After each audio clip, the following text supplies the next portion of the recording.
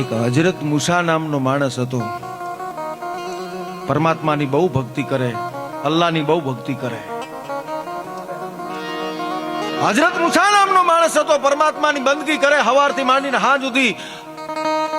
તું ही नाम तारण सबे काज सारन, धरो उसका धारण निवारण करेगा, नथा दांत वाको दिया दूध माको, खबर है खुदा को सबर जो धरेगा, तेरा ढूंढ सीना मिटे दिल का कीना, जिन्हें पेट दीना सुंग आपे भरेगा, मुरादम कहे मैं सही करके देखा, खुदा ने किया सो अकल में न आता, खुदा सेठ सबका वसीला है, रब का किया हाथ हब का उसे धीर धारे, दिया सोई लखता बिना हक न बकता, हिसाबों में रखता न नखता विचारे, सकर कोर पंछी सुकर नित गुजारे, અને રૂ કીડી કુ કંદે પરંદે કુ ચંદે સો બંદે जिलाता, खुदा बादशाह है ऐसा की पकड़ चीर डारे, तू ही नाम तारण सबे काज सारण, धरो उसका धारण निवारण करेगा.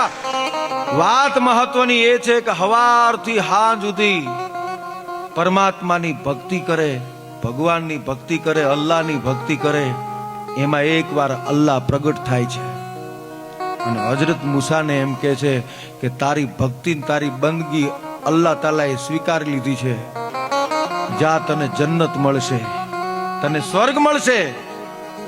અને સ્વર્ગ મળશે એટલું નહીં, પણ તને અલી મોચીની બાજુમાં સ્વર્ગમાં જગ્યા મળશે એટલું કહી અને ભગવાન છે એ અલોપ થઈ ગયા.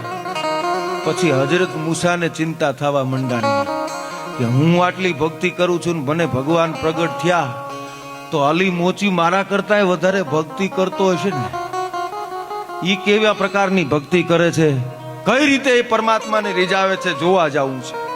ગામડે ગામડે ગોતતા ગોતતા ગોતતા ગોતતા એક ગામ મળ્યું. ગામમાં જઈને કીધું કે ભાઈ અલી મોચી નામનો માણસ, કે હા એ અમારા ગામમાં તળાવ છે, તળાવના કિનારે એક ઝૂંપડું છે, એ ઝૂંપડામાં રહે છે. ઓહો, ઝૂંપડામાં રહે છે.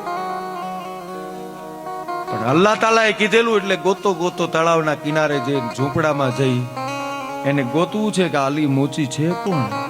હજરત મૂસા જેવો પવિત્ર માણસ ઝૂંપડામાં જઈ અને જઈને જોવે છે ને તો દ્રશ્ય જોયું ને તો એની આંખો ચાર થઈ ગઈ.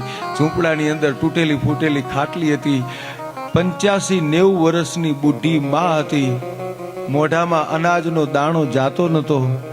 અને અલી મોચી છે એ બેઠો બેઠો દૂધ અને ખીચડીને ચોળી અને એની રાબડી બનાવી અને રૂનો પેલ લઈ અને દૂધ ને ખીચડીમાં રૂનો પેલ ડબોળે અને માના મોઢાની અંદર દૂધ ખીચડીના ટીપા નાખતા હતા ને એ વખતે મા મોઢાની અંદરથી શબ્દો બોલે છે, મારા દીકરા તું આટલી મારી સેવા કરે છે ને તને સ્વર્ગ મળશે એટલું નહીં, પણ હજરત મૂસાની બાજુમાં તને જગ્યા મળશે. જા બાપ, હજરત મૂસાની બાજુમાં.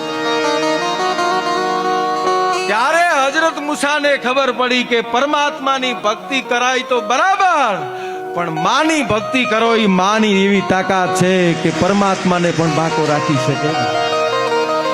ઈ નક્કી કરે કે તને હજરત મૂસાની બાજુમાં જગ્યા મળશે. મારા વાલા, મા તો મા છે.